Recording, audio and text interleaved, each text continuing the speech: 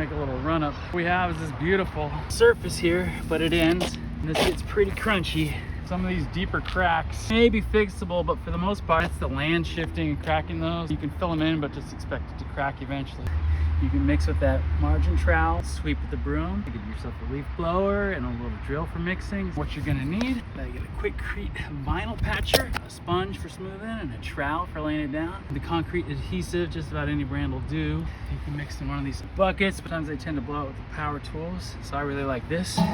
That's it for supplies. Nothing's gonna stick to dust. I get a broom in there. The more you can get out, the better it's gonna stick. Kind of marked out the area. We'll see how much we get covered with one bag. If you've watched any of my videos, you should know water first. Get a good layer on the bottom of your bucket. This product is not fast setting. You don't need to mix a lot at once. Make manageable little loads. I don't know if you can see this, but it's always a good idea to hold your breath when you're pouring a bag in there. Looking like a melted frosty. So we're gonna add some more. We're trying to get to mashed potato consistency. As you can see, it's got a little life in it still. You know, it doesn't need to be wet and just pour in and spread out. It's good to put it where you want it. Getting some gloves on. There's not a lot of heavy aggregate in this product. I'm choosing just these rubber gloves to apply. First, like to wet the area, kind of wet down. Get a standing puddle, kind of spread it out a little, or mop it up with your sponge. So you can see there's a little wet spot. Let's put the glue in. It's kind of like the water. You're just gonna put it around where you hope this stuff will stay. A little water in there is okay.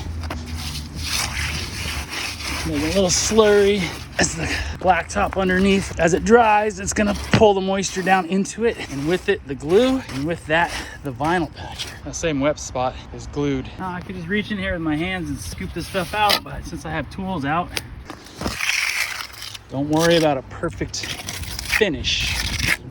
Just glide over the rocks. You'll feel all the rocks under there that are part of the asphalt, and let that be your guide. Don't press too hard. And we can come back and clean this up.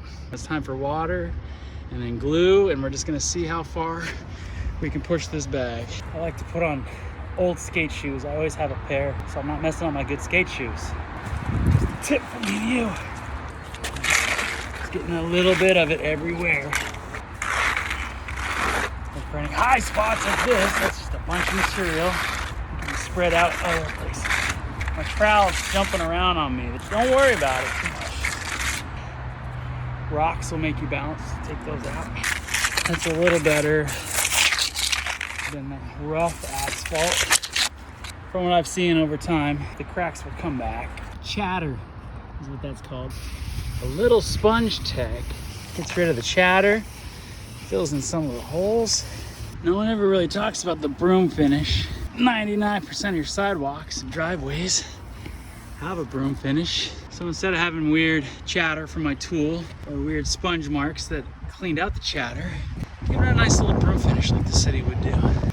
Ever so light. You want the material to build up, you gotta shake out your broom once in a while or else it doesn't quite work. Everything one direction. Set up a perimeter, hope for the best. Go home, eat some dinner. The last rule of concrete: anytime you think you got enough, buy an extra bag.